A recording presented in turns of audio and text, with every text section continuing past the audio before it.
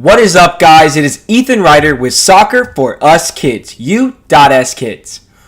I am here, I'm back, and I'm going to recap Week 4 of the Premier League. Let's get started. The first game of the week was Leicester City versus Liverpool. A big clash against Liverpool, who are perfect so far this season, against Leicester City, who are Vardy-less in this game due to a suspension because he got a red card earlier this year. Liverpool got on the front foot early and were leading in the 10th minute. Robertson absolutely bullied his way through a couple defenders. He found his cross and ended up into Mane, who towed it home, giving Liverpool the 1-0 lead. Liverpool ended up on the back foot for most of the first half, which maybe wouldn't have been expected by most fans. However, they were on the back foot, but by the end of the half, in the 45th minute, after a long spell of being on the back foot, Bobby Firmino headed home a header inside the box off a corner kick from James Milner, and just like that, Liverpool would go into halftime 2-0 up on the good side. Liverpool were 2-0 up at halftime, which was a little bit questionable because Leicester City definitely had a lot of the run of play in the first half. After the goal, Liverpool kind of were on the back foot. It started from a Wijnaldum errant pass and Leicester were attacking the whole time. Alisson wasn't really worried that much. He did have to make one very good save, and it was a good save in that. Later on in the game, Alisson finally got punished for what he has been doing this season. He's been dribbling past players. This time it didn't work out. He got pressured, and Leicester got a goal through Rashid Ghezal. Pretty sure I just butchered that name. I don't really know, but his name is Rashid Ghezal, something like that. And he got pressed by Iheanacho, and he crossed the ball in, and it found Ghezal, and he put it home. And Alisson, it was good that Alisson was punished for dribbling in this game if you were a Liverpool fan, because they still won the game. They went on to win 2-1, and it's starting to look like Liverpool have that good, strong spine that they've had in years past, with Alisson and Van Dijk and Firmino and Keita and Fabinho yet to even play this season. They look like they have a strong spine for them to work through this season. And the fact that they were on the back foot for such a long time and still ended up getting a goal is pretty indicative of what their season could become. The second game of the weekend was Brighton versus Fulham. Fulham had a goal in the 43rd minute. Andre Schürrle got it on the end of a brilliant Jean-Michel Seri chip. He chipped it into him at the top of the box. Schürrle found it and put it into the bottom left-hand corner, right past the goalie. Nothing doing. The next goal was Fulham again. Mitrovic found himself through on goal. His shot was saved, but he got the rebound. He never gave up, and Fulham were up 2-0. Mitrovic on fire this season. However, Brighton clawed their way back. Glenn Murray got a pass from Knockout and found the goal. Fulham had a mistake, a bad pass. Murray and Knockaert definitely punished him, and it was 2-1 to Fulham still, but Murray ended up getting a penalty and finishing it coolly, powering it into the left-hand side, and that game went in 2-2. Chelsea versus Bournemouth. Chelsea had a very good game. They're underneath Sarri. Many would have expected them not to be perfect at this point in the season. They have a new manager. They got to get accustomed to the new manager and what he wants to play and how he wants to play. Jorginho has been very good this season. Maurizio Sarri definitely wants to use him a lot this season, with Jorginho being a very good player, not mistaking many passes, getting a lot of passes. He scored a goal off a penalty kick, and his passes are looking very good this season. They've looked good. They ended up getting 2 goals. They finally got the breakthrough from Pedro. They're fighting the whole game in the 72nd minute. They finally got the breakthrough off Bournemouth. Bournemouth looked very good. It was a little unlucky. It was a 1-2 for Giroud, and he took the shot, and it was a big deflection that went past Begovic, and it was 1-0 to Chelsea. However, later in the game, Chelsea got a goal from Eden Hazard. Eden Hazard played very well. It was an assist from Eden Hazard. He's such a good player. He just dribbled past. He came on and dribbled past multiple people and then played it through to Alonso, who powered it home. And Chelsea ended up winning 2-0. Bournemouth looked good, but they did not get any points out of the game. The next game was Crystal Palace versus Southampton. Crystal Palace have looked pretty good this season when Zaha has been on the pitch. Zaha did not play due to a little injury that he suffered. So Crystal Palace were already on the back foot at the beginning of the game, with Zaha being their main man, almost no Zaha, no party kind of feel at Crystal Palace. Southampton definitely took advantage. Southampton got a goal in the 47th minute through Danny Ings. What a great signing he's looking to be. He's giving them goals that they really have lacked throughout the past few seasons. He got on the end of a Cedric Suarez ball through through the back of the Crystal Palace defense. It was horrid defending on Crystal Palace's part. Not sure how neither of the center backs could end up clearing the ball, but Danny Ings got on the end of it and put it right through the keeper's legs to put Southampton up 1-0. Southampton ended up getting a goal late in the game that really was the icing on the cake. Pierre-Emerick Højbjerg got through and he went around the keeper and passed it into the net. A good goal to put them 2-0 up, and now Southampton have gotten a win, and they're looking pretty good, and they're looking like Danny Ings could help them a lot. So Southampton get the win, and Crystal Palace are really showing how they need Zaha to really compete in the Premier League. They may need to make some more signings in January if that continues to be a theme.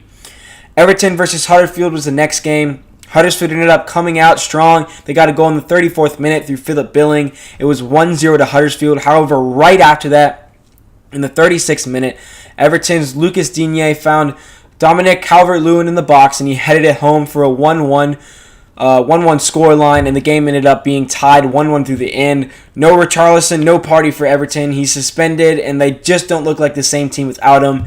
Walcott and Bernard are really going to need to step up in the next game, as Richarlison is still suspended for the next game. The next game was West Ham versus Wolves. It was a good game throughout. They had some chances. No one really made the breakthrough. That was until the 90th plus third minute, the third minute of extra time, where Bonatini found the speedy Adama Traore, who went right past the defenders with his pace that's absolutely deadly, and he found the back of the net. Adama Traore was a very good player for Middlesbrough when he played in the Premier League. He was really lacking the finishing touch in the final third. He was lacking the assists and the goals. If he can find the net like he did in this game and really get that final third going, he can be a dangerous player. His dribbling and his speed are top class. And so if he can find that final third and finishing and assisting, he could be a really good player for Wolves this season. The next game was Manchester City versus Newcastle. Manchester City came out strong. They looked the better team. They got their goal in the 8th minute. Sterling fired it home. It was a very good Mendy assist, and so they were up 1-0 and flying at that point. However, in the 30th minute, Newcastle fought back, and Newcastle ended up getting a goal through Yedlin, who from a Rondon cross put it home. The U.S. men's national team center back or right back, who ended up flying up the right wing, and Rondon put the ball in, and Yedlin tapped it home. Questionable defending from Man City, the returning champions, but it was a good goal for DeAndre Yedlin. And talking about good goals, Kyle Walker scored the winning goal. It was an absolute rocket. He picked the ball up about 25-30 yards out, and he absolutely slammed it home past the Newcastle goalkeeper, and it was 2-1 to City, and they ended up coming away with the win. The most entertaining game of the weekend had to be Cardiff City versus Arsenal. It was a 3-2 scoreline with Arsenal coming out on top. Arsenal's first goal was a Mustafi header from a Xhaka corner, and it was 1-1. That was in the 11th minute. In the second minute of extra or stoppage time in the first half, Camarasa found the back of the net for Cardiff for their first goal in the Premier League this season. The only team in the English flights of football not to have scored a goal until then, and now all teams had scored. It was Cardiff's first Premier League goal, and they were buzzing. The fans were buzzing. It was 1-1. However, Arsenal found the net again in this 52nd minute as Ozil, Lacazette, and Aubameyang linked up. It could be a deadly trio if they're all on form, and Aubameyang ended up curling in a brilliant effort to put them up 2-1.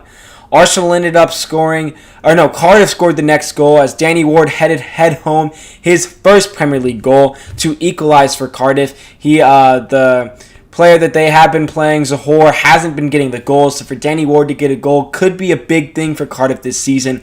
They looked really good up to this point. Danny Ward headed home a goal. If they can get goals from him, that would be a big, big player for them to try and stay up this season. Arsenal ended up getting the third goal. That was actually the killing goal as Lacazette got the ball from Lucas Torreira and absolutely fired it into the upper right-hand corner. Contender for goal of the week for sure. Arsenal came out with the win. Their first win under Aubameyang and Lacazette have been a very good. They look like they could be a very good partnership. They looked like very good friends, which is always a good thing. And they were scoring goals and assisting goals, and so they looked very good. Cardiff also looked very good. They just didn't get the points. I think this is a positive for them, though. They're looking like a better team than they have the last few weeks. The last game of the weekend the next game of the weekend was Burnley versus Man U.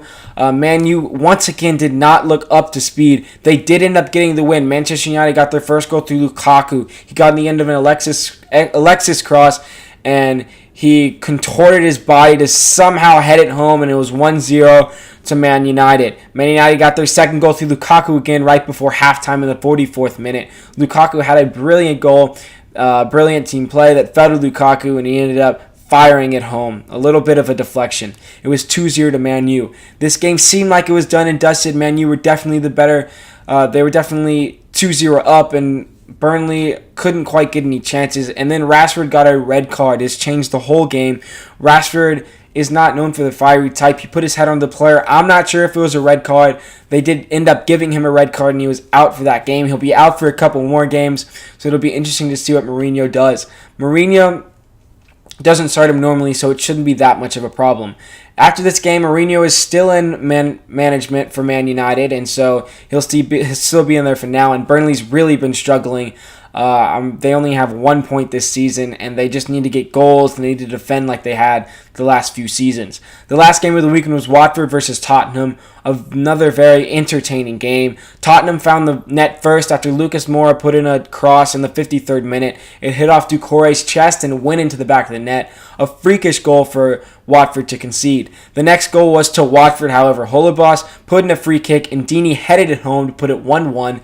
And so at that point, Watford really thought that they could get something out of this game. They were tied. They thought they could get a win. And they went out and they did that. Holebas took a corner kick, and Cathcart buried a header. No chance for Lloris. And it ended up making Watford stay perfect instead of Tottenham. The two of the four teams that were perfect up to this point are now Tottenham is not perfect anymore, but Watford versus Tottenham was a very intriguing clash as both of them were perfect. And at the end of the game, Watford's perfect and Tottenham is not with the 2-1 Watford win. What a weekend it was. It was a great weekend of soccer, and the table has Liverpool, Chelsea, Watford all at the top three. All three perfect. All three have 4 wins, 12 points, and they're looking like very good sides for this season. Man U looks like they're kind of struggling. They're in 10th place. They have 5 points. Arsenal as well are in 9th place with 6 points. Man U also has 6 points. Wolves are looking pretty kind of strong. They could get some more wins. They have 5 points in the 11th place. Burnley, Newcastle, and West Ham are in the relegation zone at this point. Newcastle and Burnley both have 1 point, as West Ham has failed to get a point this season. It's been very good. Liverpool on top, West Ham with no point on the bottom, the opposites. It's a good weekend of football. Premier League looks very exciting. I hope to see you guys watching Week 5. Thank you for watching. This is Soccer for Us Kids. See you next time.